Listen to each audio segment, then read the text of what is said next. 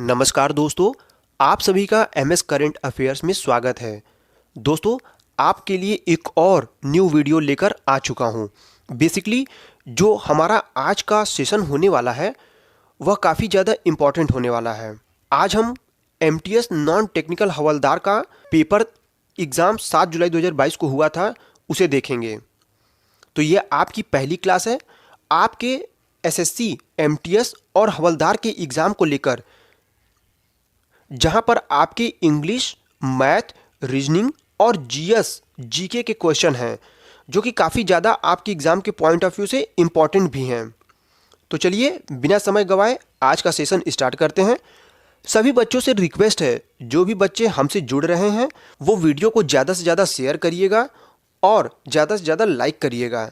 चलिए वीडियो को स्टार्ट करते हैं और पहला क्वेश्चन देखते हैं। पहला प्रश्न जनरल अवेयरनेस का है। पहला प्रश्न पूछा गया था, शिव कुमार शर्मा का नाम किस वाद्य यंत्र से जुड़ा है? चार ऑप्शन दिए थे, सितार, नादस्वरम, संतूर, ढोलक। इसका सही उत्तर है ऑप्शन 3, संतूर।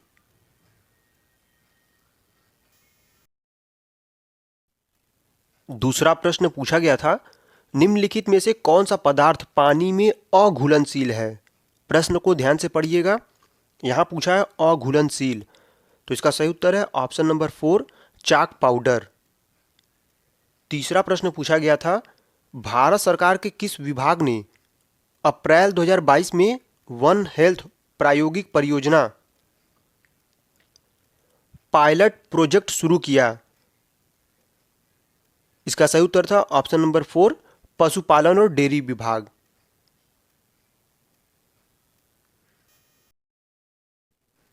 चौथा प्रश्न पूछा गया है, निम्नलिखित में से क्या कृत्रिम पारिस्थितिकी तंत्र का उदाहरण है? चार ऑप्शन दिए गए थे, बगीचा, तालाब, झील, जंगल। इसका सही उत्तर है ऑप्शन नंबर 1, बगीचा। छठवां प्रश्न पूछा गया है, 2011 की जनगणना के अनुसार भारत का लिंगानुपात लगभग क्या है? तो देखिए इसका सही उत्तर है ऑप्शन नंबर 1, प्रति 1000 पुरुषों पर 940 महिलाएं। अभी जो एग्ज़ाम होने वाला है एसएससी हवलदार, एसएससी एमटीएस का, तो उसके लिए ये इन टॉपिक को जरूर पढ़ के जाइएगा दोस्तों। जनगणना जो भी है इसे पढ़ लीजिएगा।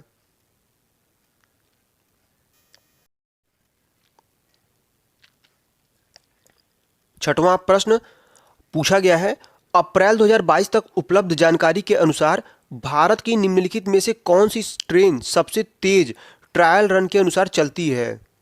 देखिए ये तो आप सबको पता ही है, भारत का अभी पहला जो सबसे सुपर स्पीड ट्रेन कौन सी अभी चल रही है? वंदे भारत। इसका पहले नाम क्या था? T18। अब देखिए प्रश्न घुमाकर पूछ सकता है कि पहला T18 ट्रेन कहाँ से कहाँ तक चला था। देखिए प्रीवियस ईयर का क्वेश्चन सॉल्व करने का मतलब ये है दोस्तों कि आप उससे जुड़े हुए जितने प्रश्न बन सकते हैं सभी को पढ़ते चलिएगा। चलिए सातवां प्रश्न पूछा गया था, सरकार द्वारा खाली स्थान था से लड़ने के लिए अंत्योदय अन्न योजना शुरू की गई थी। तो इसका सही उत्तर था गरीबी।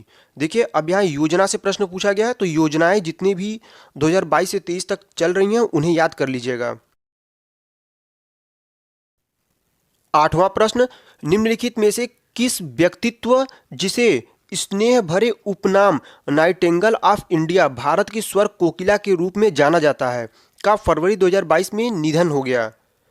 तो देखिए इसका सही उत्तर है ऑप्शन नंबर 1, लता मंगेशकर, जिनका पिछले साल ही निधन हुआ है फरवरी 2022 में। अब कोई ऐसा चर्चित व्यक्ति जिसका हाल ही में निधन हुआ है, देखिए वो एक हैं जापान के पूर्व प्रधानमंत्री शिंजो आबे। तो हो सकता है कि उनके बारे में पूछ सकता है। तो जितने भी अभी हाल ही में चर्चित व्यक्ति थे और उनका निधन हो चुका है उन्हें भी पढ़ के जाइएगा। नौवां प्रश्न पूछा गया है, भारत के किस बौद्ध स्थल पर गौतम बुद्ध ने सबसे पहले धर्म का प्रचार किया था? देखिए इसका सही उत्तर है ऑप्शन नंबर 4, सारनाथ।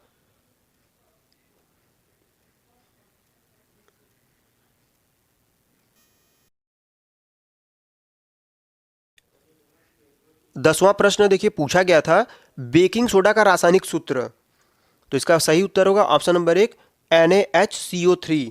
ध्यान रखिएगा, अब आपको जितने भी रासायनिक सूत्र हैं सब पढ़ के जाना है। 11वां प्रश्न पूछा गया था, भारतीय अर्थव्यवस्था में वित्तीय वर्ष तक चलता है। तो इसका सही उत्तर है ऑप्शन नंबर 2 1 अप्रैल से 31 मार्च तक।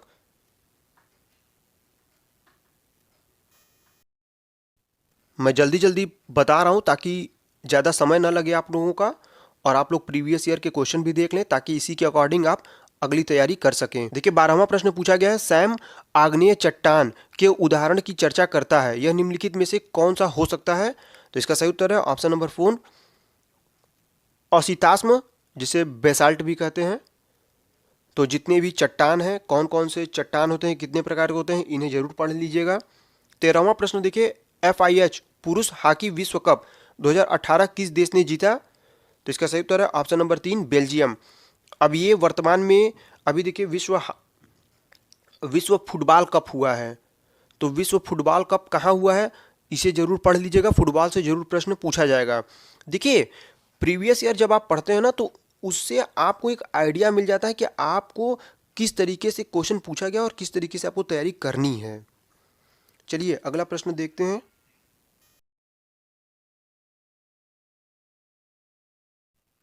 14वां प्रश्न पूछा गया है, गुलाम वंश के शासक गयासुद्दीन बलबन ने की उपाधि धारण की।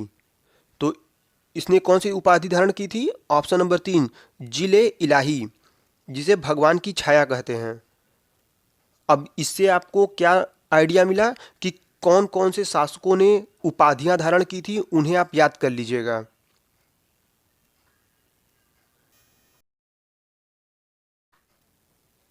देखिए 15वां प्रश्न पूछा गया था, व्यपगत के सिद्धांत का प्रतिपादन निम्न में से किसके द्वारा किया गया। तो इसका सही उत्तर है ऑप्शन नंबर 3 लॉर्ड डलहौजी के द्वारा। अब कितने सिद्धांत लोगों ने दिए हैं उन्हें आप जरूर पढ़ लीजिएगा। आप गूगल पे सर्च करेंगे तो आपको आसानी से पूरी नोट्स मिलती जाएगी। देखिए एक एक टॉपिक को पढ़ते जाइए। 16वां प्रश्न पूछा गया था, 1846 में ब्रिटिश साम्राज्य और के बीच लाहौर की संधि पर हस्ताक्षर किए गए थे। तो देखिए यह किया गया था ऑप्शन नंबर 3 महाराजा दलीप सिंह। चलिए 17वां प्रश्न देखते हैं।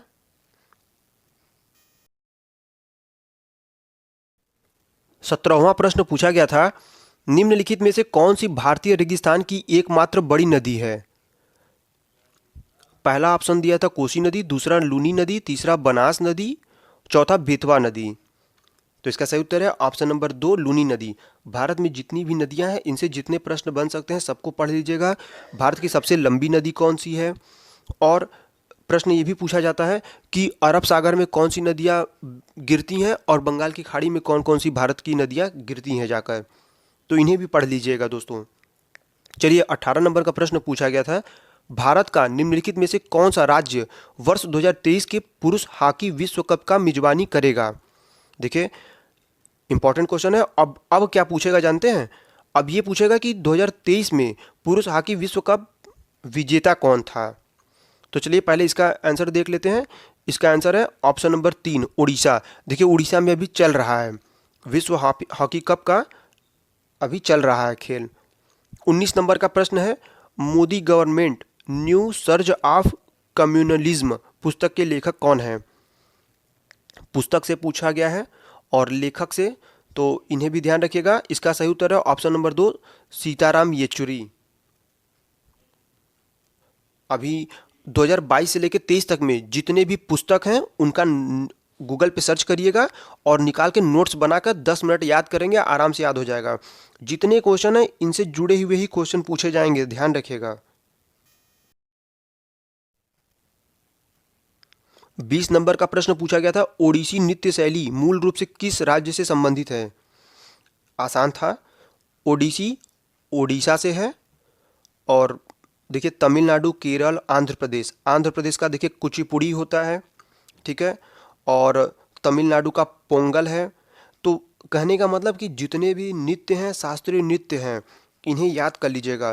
जैसे भांगड़ा कहाँ का है, गरबा कहाँ का है, कथकली कहाँ का है, कुचिपुड़ी कहाँ का है, ये सब अगर एक प्रश्न आप पढ़ रहे हैं तो इससे रिलेटेड जितने भी क्वेश्चन बन सकते हैं सबको पढ़ते जाइए, तभी आप एग्जाम को क्रैक कर पाएंगे दोस्तों।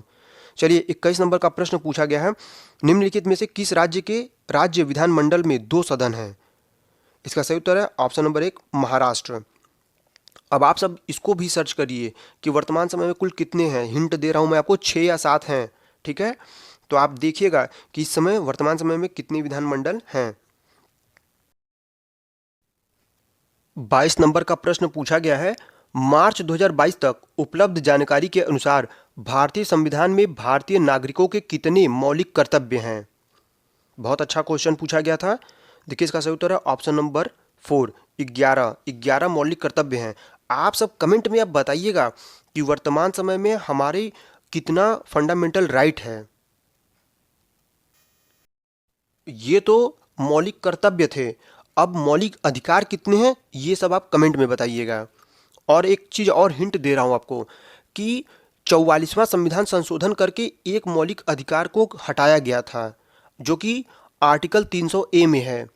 कौन सा हटाया गया है वो सब सर्च करके आप लोग कमेंट में बताइएगा। देखिए दोस्तों, पढ़ाई को बहुत ब्रॉड तरीके से पढ़ेंगे तभी जाकर आप कंपटीशन को फाइट कर पाएंगे। 4 ऑप्शन दिए तो चारों ऑप्शन आपको आने चाहिए। चलिए अगला प्रश्न पूछा गया है, देखते हैं। 23 नंबर का प्रश्न पूछा गया था, एहोल की राजधानी थी? ऑप्शन ए चोलो, ऑप्शन बी पल्लवों, ऑप्शन सी चालुक्यों, ऑप्शन डी पांड्यों। तो देखिए इसका सही उत्तर था ऑप्शन नंबर 3 चालुक्यों। एहोल चालुक्यों की राजधानी थी। ध्यान रखिएगा, ये जो चोल हैं, पांड्य हैं, चालुक्य, ये सब दक्षिण भारत के हैं, तो इन्हें भी याद कर लीजिएगा। दक्षिण भारत में जितने भी साम्राज्य थे उन्हें जरूर पढ़ लीजिएगा। चलिए अगला प्रश्न देखते हैं। देखिए अगला प्रश्न पूछा गया है 24 नंबर का, कोणार्क नृत्य उत्सव भारत के किस राज्य में मनाया जाता है? नृत्य उत्सव से जरूर प्रश्न पूछे जाते हैं हर बार, इसलिए इन्हें जरूर पढ़ लीजिएगा। तो इसका सही उत्तर होगा देखिए ओडिशा। 25 नंबर का प्रश्न, टंकेश्वर हजारिका बोरबायन को भारत के किस शास्त्रीय नृत्य में उनके उत्कृष्ट योगदान के लिए वर्ष 2018 का संगीत नाटक अकादमी पुरस्कार प्रदान किया गया? इसका सही उत्तर है ऑप्शन नंबर 1 सत्रिया के लिए, ठीक है। अब देखिए अभी हाल ही में रिकी केज को, अभी 2-3 दिन पहले रिकी केज को सर्वश्रेष्ठ संगीत का पुरस्कार मिला है। कौन सा पुरस्कार मिला है वो आप सब कमेंट में बताइएगा। यदि आप किसी भी गवर्नमेंट एग्जाम की तैयारी कर रहे हैं तो आपको करंट अफेयर से डेली अपडेट रहना पड़ेगा दोस्तों।